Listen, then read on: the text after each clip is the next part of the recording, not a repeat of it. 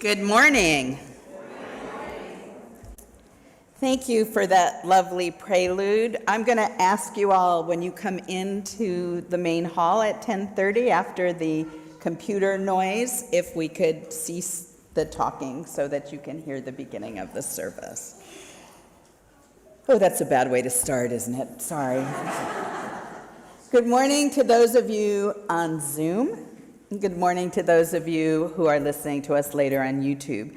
This week we are going to be looking at the concept of call. What is it to discover a call? What is a calling? Who's calling? What does it mean to answer a call, or what does it mean to ignore it? What will it mean to you to call a minister? The opening words that I've chosen from this morning are by Adrienne Rich. They speak to that moment of entry, new openings, what it means to listen or what it means to resist. The great feminist poet Adrienne Rich writes, "Either you will go through this door or you will not go through. If you go through, there's always the risk of remembering your name. Things look at you doubly, and you must look back and let them happen. If you do not go through, it is possible to live worthy, to maintain your own attitudes, to hold your position, to die bravely. But how much will blind you? How much will evade you? At what cost? Who knows? The door itself makes no promises. It is just a door." And so now, if you will rise in body or in spirit and join us in singing one of my favorite hymns in the great hymnal, "For the Beauty of the Earth," Isabella will play a short intro.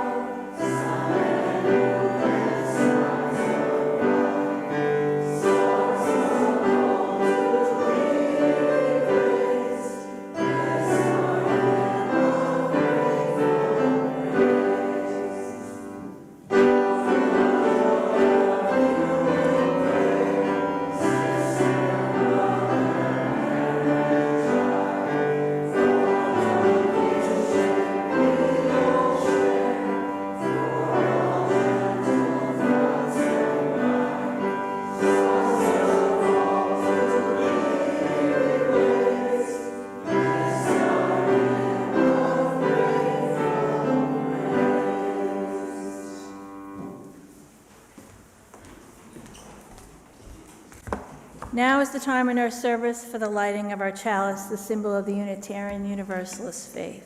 We invite those watching from home to light their own chalices with us. Ellie, would you like to join us now?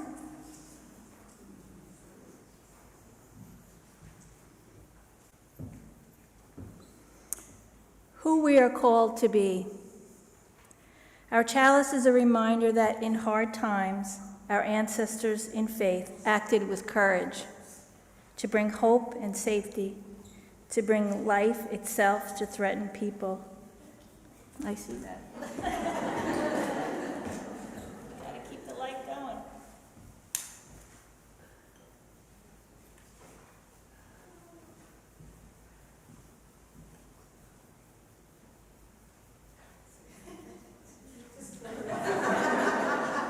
There you go. Takes many. Why don't you start off? I am, thank you. Who we are called to be. Our chalice is a reminder that in hard times, our ancestors in faith acted with courage to bring hope and safety, to bring life itself to threaten people. We light it today as a reminder of who we are called to be in a world still dangerous and despairing. With courage and faith, we bring ourselves to the work before us. Good morning and welcome. My name is Karen Mazzata and my pronouns are she and her. We have a few brief announcements. Just in this morning, an urgent request from the RE committee. They're bringing back the young adult care packages, and that's because of popular demand. So it is something that is very welcomed. If you'd like your college-age young adult to receive one, please send their name and address to Carolyn DeRazio, and you can find her contact information in the member directory. Thank you. I have a question for you all. Have you filled out your ministerial search committee survey? Okay, I have not. And apparently only 42% of us have. That's not enough people. We really need to do better. We know most of us deeply care about the important work of the Ministerial Search Committee, and they know it too. And that's why they extended the deadline for all of us to complete the survey by this Thursday, October 5th. It is really imperative that we are able to collect the feedback from all of us, from our members and our friends. So please take some time, maybe even today, to fill out the survey. The link to the online survey is in the flash, which comes out on Thursdays, or you can click on the news and announcements section of the website, and all the information is there. If you have completed the survey, the Ministerial Search Committee warmly thanks you. Now please encourage your fellow congregants to do the same. We got this. This is the week pumpkin enthusiasts have been waiting for. Setup and unloading is upon us. If you are able to join, please come this Wednesday, October 4th at 4:30 p.m. at the Fellowship to help transport all the signs, tables, and pallets to the patch. If heavy lifting is not your thing, please come to the American Legion Hall, that's on 1 Mill Dam Road, anytime after 3 to help with setting up the tent, the shelving, and other small items.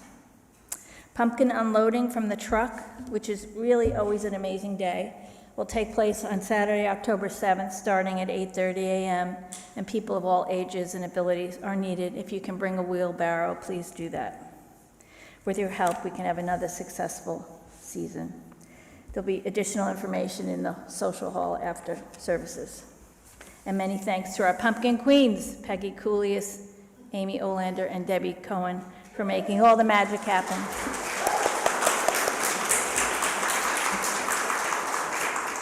And next Sunday, though we don't usually promote special services or services the Sunday before, but this is a special one. We're going to celebrate National Coming Out Day.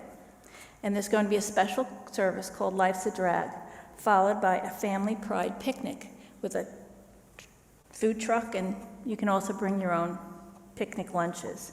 Following that at 12:45, we're going to have a drag queen story hour featuring a Bella Noche that promises to be downright fun for children and adults. Registration is required for this event, so see the flash for details. And if for all other updates, because I know I presented too many, please check out the flash. Please join me in reading our mission statement. The words will be on the screen. In religious community, we nurture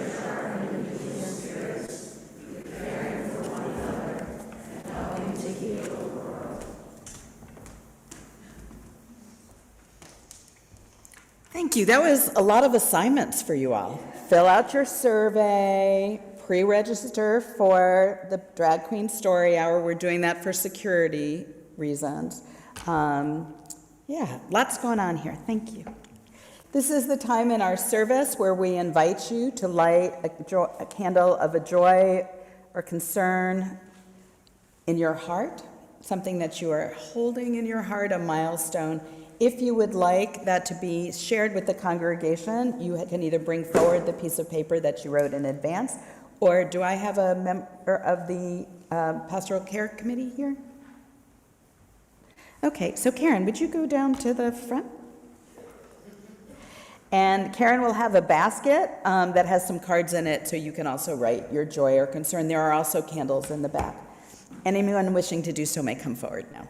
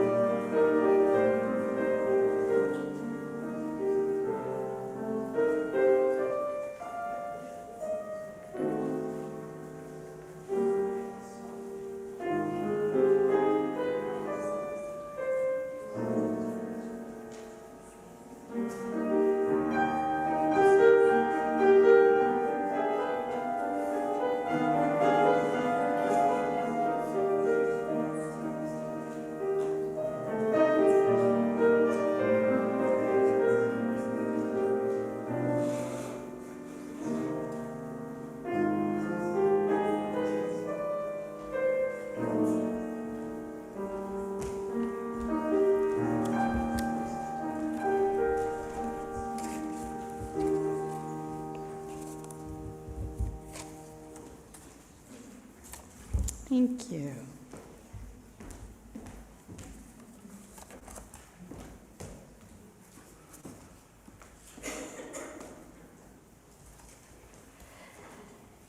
An unsigned person did a candle for Gail, who is leaving our world in the most elegant and graceful way. So for Gail and her friends. Millie has a joy that school so far is great and she has lots of friends. We're happy. Judy is having surgery on Wednesday, and she welcomes your thoughts and prayer. Judy is one of our newer members. Bill asks for a safe and successful trip for their partner in life. And Lily Durazio and her friend Catherine were chosen to have their design turned into a light display at the annual Girl Scouts Holiday Light Show this year. So congratulations, Lily. Would you join me, please, in some quiet moments for reflection, meditation, or prayer?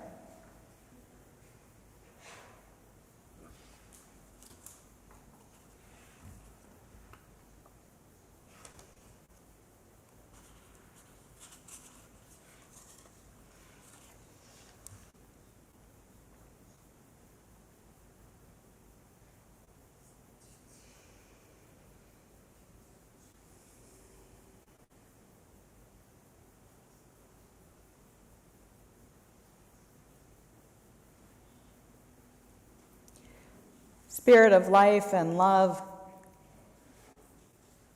thank you for the end to the rains.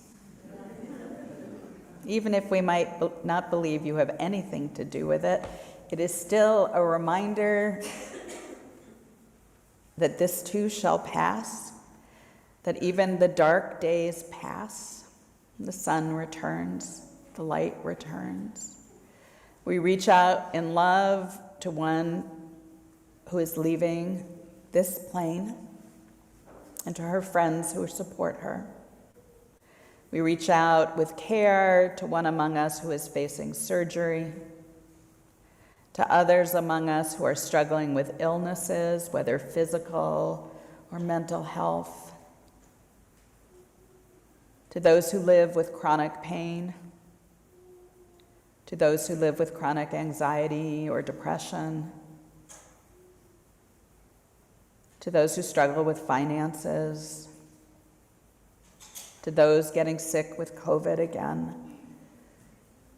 We know that life can be hard and difficult and sometimes scary. And so we pray that the support of this community and the helping hands of this community will help people through. We encourage each and every one to ask for help when they need it, because we all need help sometimes.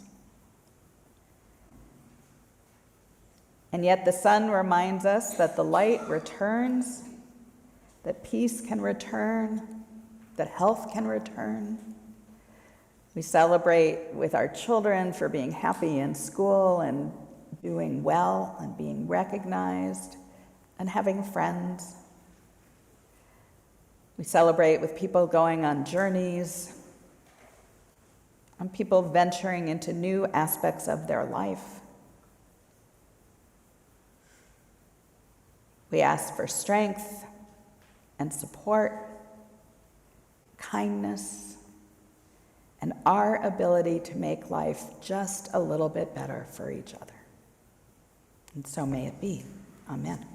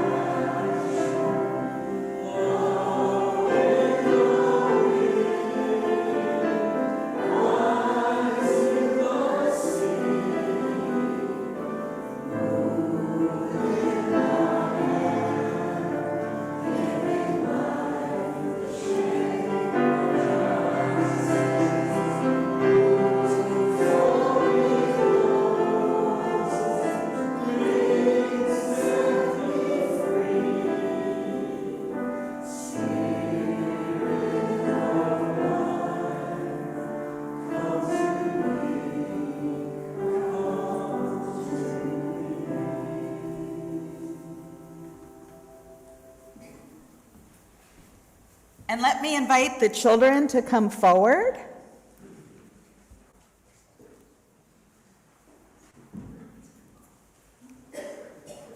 Miss Sandra, our acting Sunday school coordinator, has put together a little play for this morning.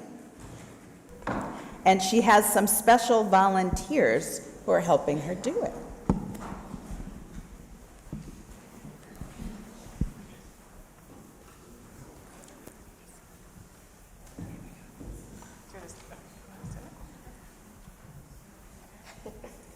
Hi, good morning. Today we're going to talk about, or have a skit about Amira's porpoise. So I have some guest help today, and we'll just start. Okay, today we're going, does someone want to hold this one? Okay, thank you. Okay. So today we're going to tell a story about a girl who was searching for a porpoise. Now, as you probably know, a porpoise is a sea mammal in the dolphin family, right? And if you guys want to look at the screen, that's the porpoise there. So porpoises are smaller and shyer than dolphins. They are more difficult to find, but porpoises are very important. Wait, Sandra.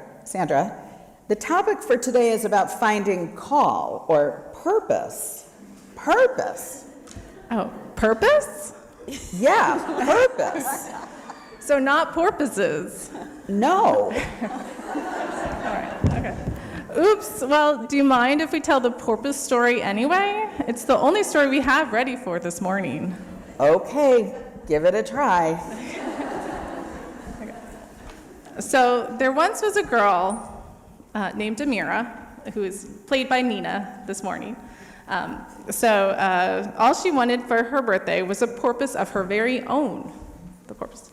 She wished and hoped and dreamed of a porpoise. She asked her parents and her grandparents. She told all of her friends at school that she was getting a porpoise for her birthday. But her birthday came and went, and she did not get a porpoise. She was disappointed, and she wanted answers, so she asked her parents. Oh, Amira, we couldn't get you a purpose. That is something you need to seek out yourself. You know I said porpoise, right? Like the sea mammal, it's smaller than a dolphin. Oops. But you can't have any wild animal for your birthday anyway. So Amira asked her grandparents. Can I have a porpoise for my birthday? Oops. Oh, Amira, I can't get you a purpose. You have to figure out your purpose for yourself when you're older. And sometimes even adults don't know their purpose. Oh, you can keep that. Okay. At this point, Amira was getting a little annoyed. I said porpoise. A porpoise!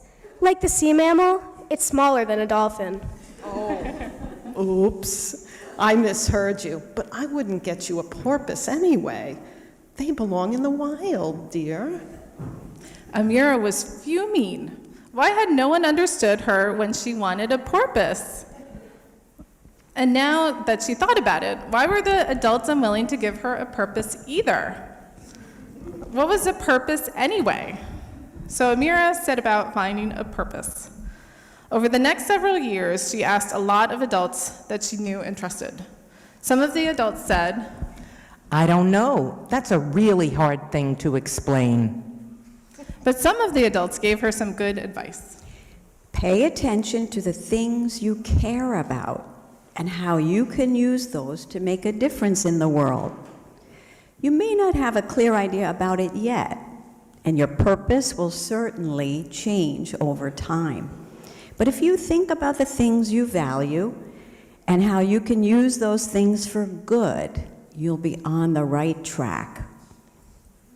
So Amira thought about the things that she valued and cared about, things like animals and the habitats they live in. She thought about the things she liked to do, things like learning new things and teaching those things to younger children. She thought about her heroes, people who were living their lives in ways that she wanted to copy. And she thought about what was possible and ways that she could change the world when she was older. And eventually, after some time and some work, Amira came up with a purpose.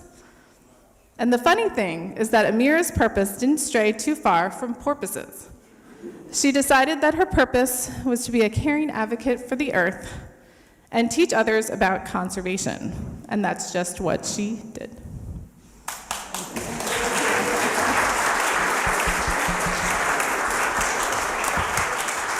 Thank you. And now we will sing our children to their classes.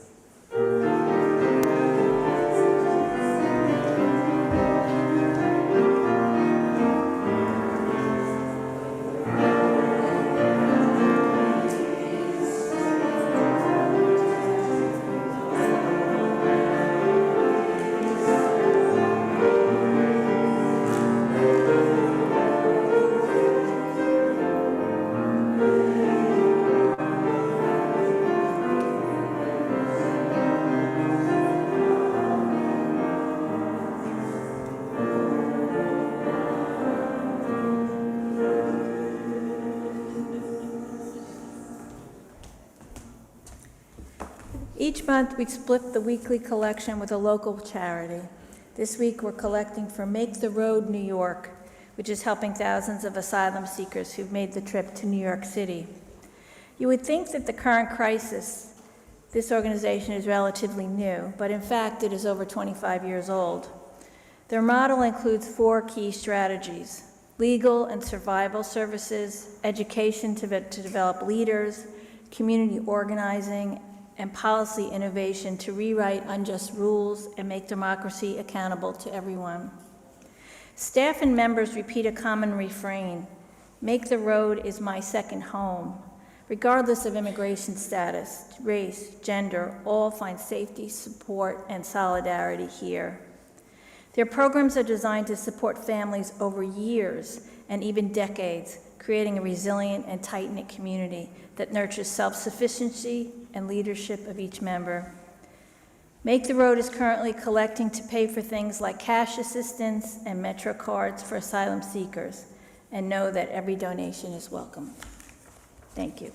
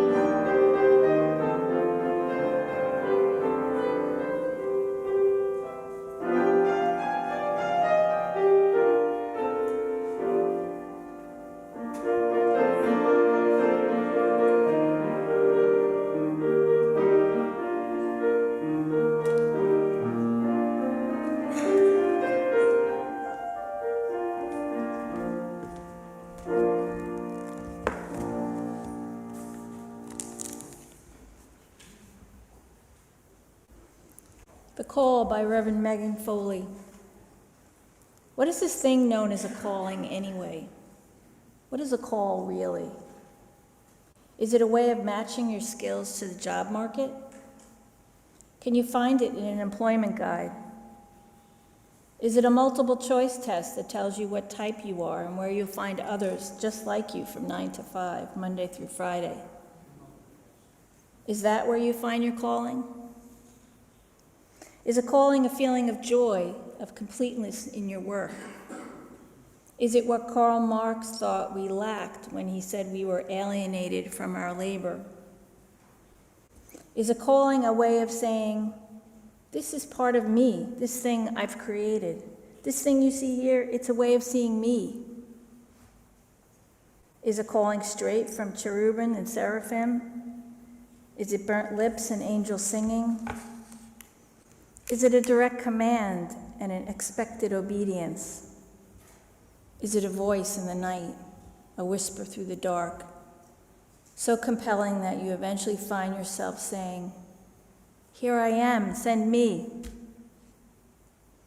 Or is your calling the work of the 1,000 hours of your life, the hours that point you to your hometown and your family, the ones that point to your education and that weird summer job, the ones that point to your greatest weaknesses and your greatest strengths, the one that points to the darkest moment of your life, and the one that points at your most profound joy. All these arrows of yours coming together in a way you never thought possible, coming together to a point at a path you never saw before, a path suddenly flooded with light, a path suddenly garlanded with your name.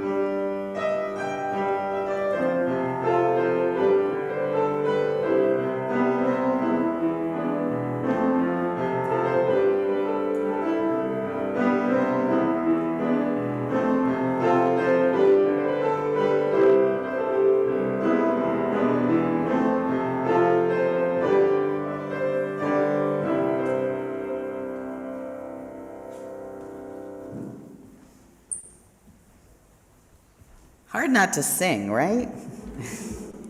Thank you, Isabella. It was lovely. So the first time I heard the word call when I was a fellow in 1996 at the Yale Divinity School.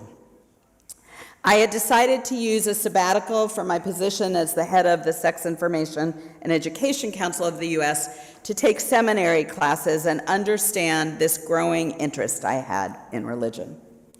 On the first day of that semester, the new dean told the students, I felt a call from God to become the next dean of the Divinity School. I was frankly puzzled. I had never thought of God as a career counselor. Later that semester, I read these words by the Reverend Frederick Buchner about call, words that still speak to me today, some almost 30 years later. He wrote, "Call is where the world's greatest need meets your greatest joy." Call is where the world's greatest need meets your greatest joy. So that made sense to me. At the time, I was a sexuality educator and a CEO, and the pressing issues of teenage pregnancies, unattended pregnancies, reproductive justice, the AIDS crisis, LGBT discrimination, all spoke deeply to my soul. Those were some of the world's greatest needs, and I felt joy responding to them. I thought about how in 1975, after a one-week graduate-level class in sexuality education, I suddenly had clarity that I did not want to be the lawyer or politician my parents had told me I wanted to be. At the end of that week, I was 20, I called law school and told them I wasn't coming. I ended my internship in Congress, and I set about to find myself a job in teenage pregnancy prevention. It was, to use a biblical analogy, my road to Damascus moment. The road, as you probably know, where Saul becomes Paul. That one-week course fundamentally changed me and my understanding of what I needed to do in the world, and I now understand it, that I was called. Now, my call to ministry is no less dramatic, but rather than a week, it took me more than a decade to listen. A Celtic blogger summed up my own experience of my second call this way: call is a summons from the soul, a demanding, can't shake you command from your future self that you need this for your soul's survival and future flourishing. So like UUFH, my congregation at the time, the Unitarian Universalist congregation in Westport, held summer lay services. And once they found out I was a public speaker, they asked me to lead one of those services. I didn't know what to do it on, but I thought, this is a church, I'm a sexologist, maybe I should talk about sexuality and religion. At the time, my friends, I had no real interest in sexuality and religion, but it seemed like a good topic, right? I spent more than 100 hours writing that first sermon that summer. Some of you are nodding who've been lay leaders. It's the first time you do it. It's pretty daunting. And so I go into this service, and I get up to give really my talk, not so much a sermon, and I begin, and I felt a voice. Now, to the mental health professionals in the room, I didn't hear a voice. I felt a voice radiating out of me, and the voice said, "This is what you're supposed to do." Now, I have to tell you, Jewish, Unitarian Universalists don't talk much about feeling voices. So I was like, okay, and I went back to my text and kept reading. And about 4 or 5 minutes later, I felt the voice again. This is what you're supposed to do. I said to the voice, I'm in the middle of a talk here. And I went back to my text. By the time I sat down, I was shaken, really shaken. Nothing had prepared me for a voice. But I convinced myself it was my imagination, or perhaps my ego. My colleague, Dr. Lorna Sorrell, when I told her this story, said it was call waiting. I did everything I could to resist this call for 9 years. I had a job. I had children who had to go to college. In 1992, I went to a workshop at the General Assembly of the Unitarian Universalist Association called So You Want to Be a Minister. And the head of ministry at the time laid out the very daunting requirements to become a UU minister. Not just seminary, but an internship, not just an internship, but 400 hours working in a hospital with dying people, not just that, but over 50 books that you had to read, not just that, and it went on and on. And after 15 minutes, I thought, oh, I am wasting my time in this room, and I got up to leave. I left. Interestingly, as an aside, my now beloved Reverend Joel Miller remembers being in the room and watching me leave and thinking, don't go. I did the fellowship at Yale, and I decided at the end of that semester that I just had needed more background in Christianity and the Bible to be an effective sexual rights advocate in this country. So it wasn't until a training workshop in 1997, almost 8 years later, that I was finally cracked open to realize I didn't have a choice. So I was asked by the National Council of Churches to do a workshop on sexuality and the Bible with a Hebrew Bible professor for their Family Ministries Committee. I had done some writing about my time in seminary, and we did this workshop. At the end of 2 days, as I often will do at the end of a training workshop, I asked people to write on a card anonymously what they would do differently as a result of attending the workshop. And then we collected the cards, and I read them. Most of them were pretty mundane. I'll read the book you suggested. I'll consider bringing you to my denomination to give a speech, things like that. And then I got to a card that said, I will start making love to my husband again. I will start making love to my husband again. And there was just this kind of silence.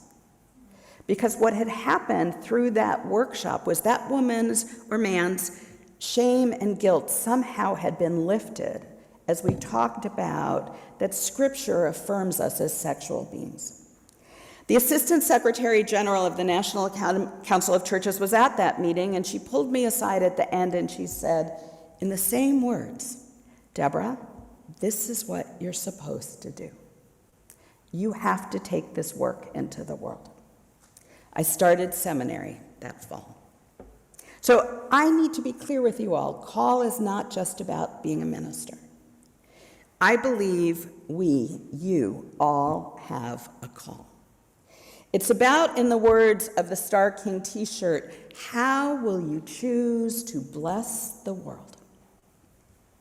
It's how you answer the great Reverend Howard Thurman's question, don't ask what the world needs. Ask what makes you come alive and go do that.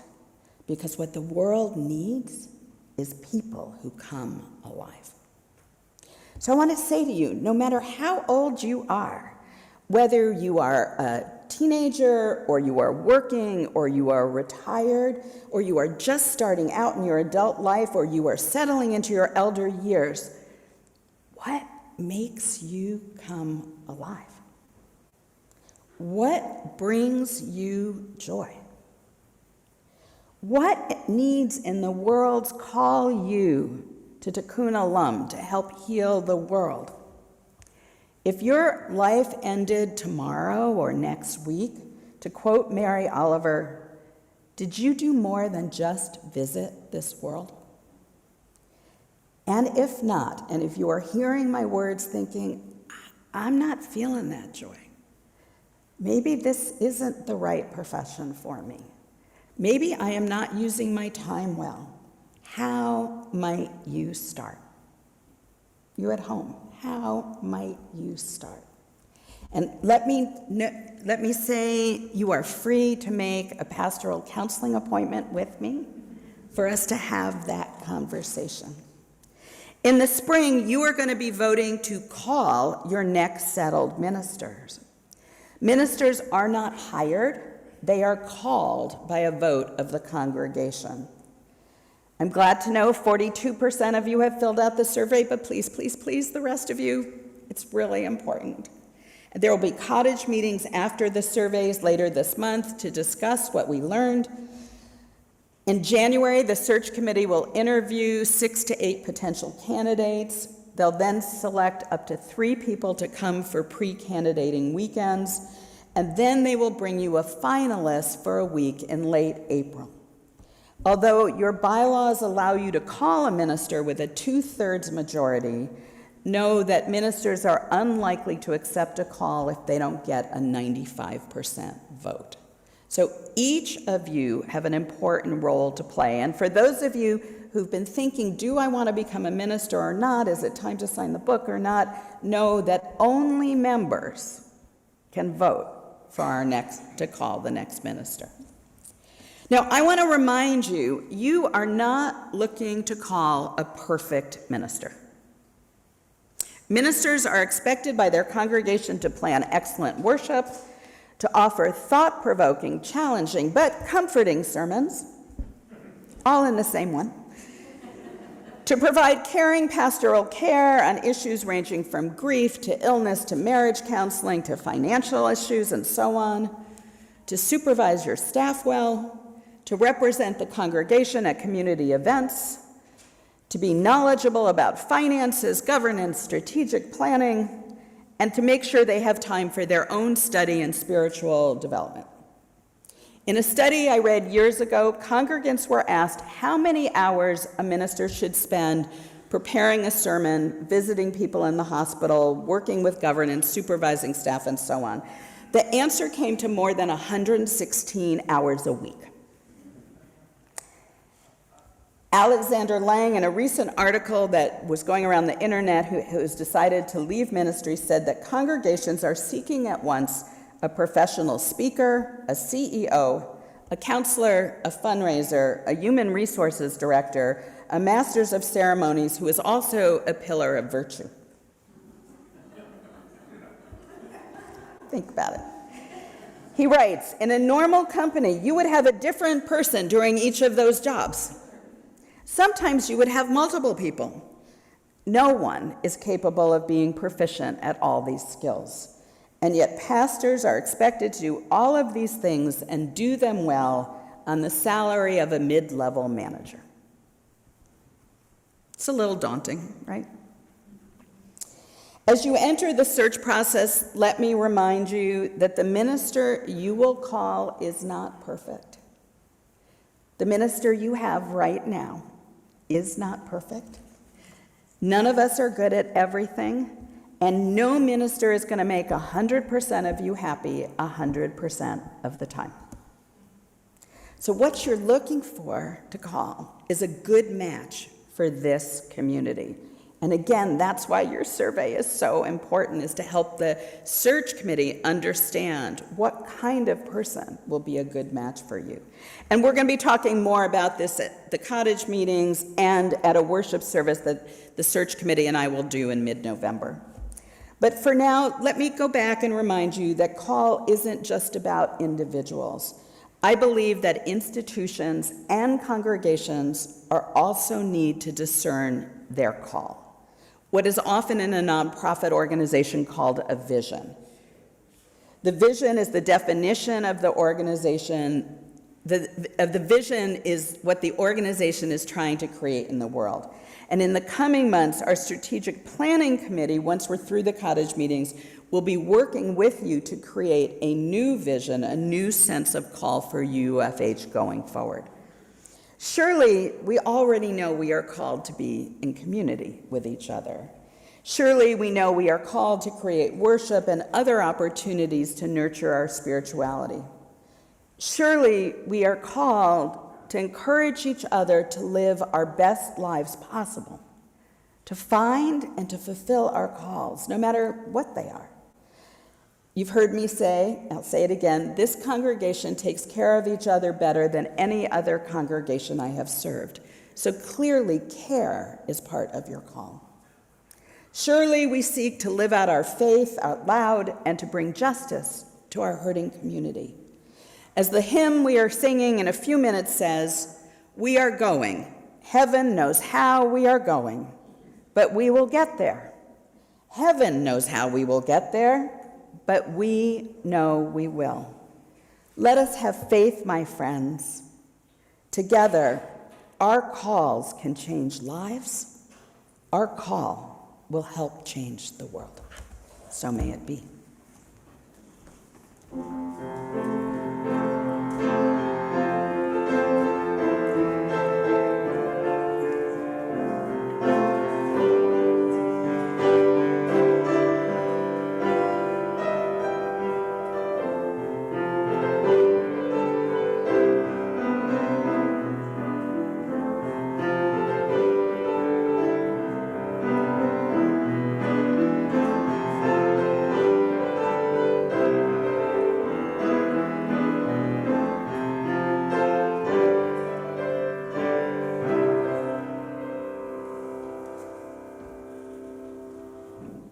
And if you will rise in body and spirit, and we are going to sing Woyaya.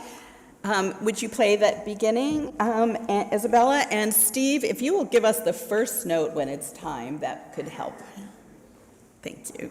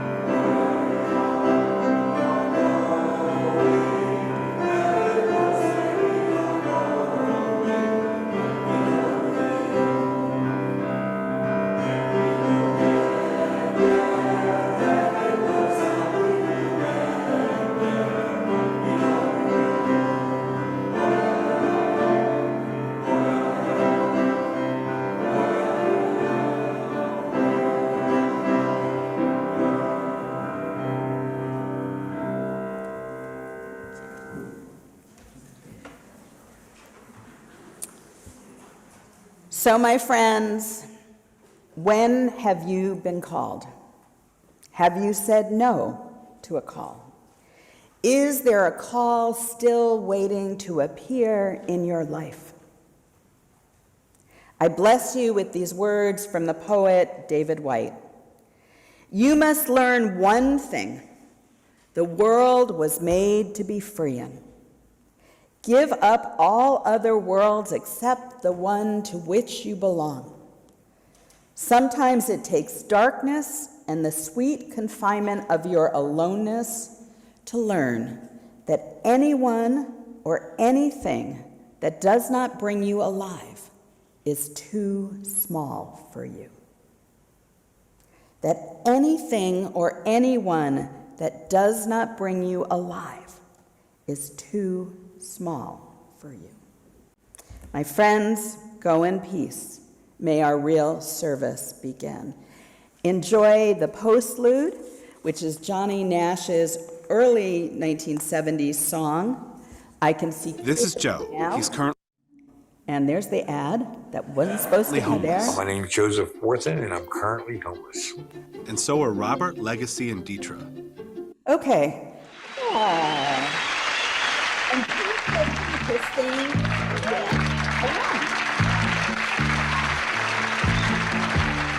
I can see clearly now, the rain is gone. I can see all obstacles in my way. Gone are the dark clouds that had me blind. It's gonna be a bright, bright, sunshiny day. It's gonna be a bright, bright, sunshiny day. I think I can make it now, the pain is gone. All of the bad feelings have disappeared. Here is that rainbow I've been praying for. It's gonna be a bright, bright, sunshiny day. Look all around, there's nothing but blue skies. Look straight ahead, nothing but blue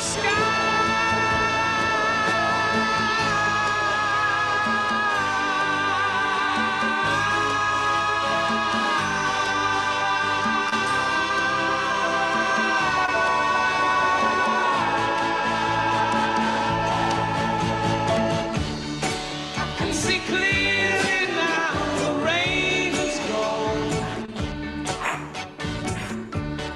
I can see all obstacles in my way. Gone are the dark clouds that had me blind. It's gonna be a bright, bright, sunshiny day. Oh, it's gonna be a bright, sunshiny day. It's gonna be so bright, oh yeah.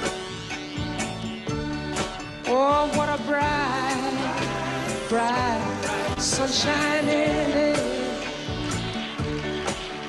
Oh yeah, yeah.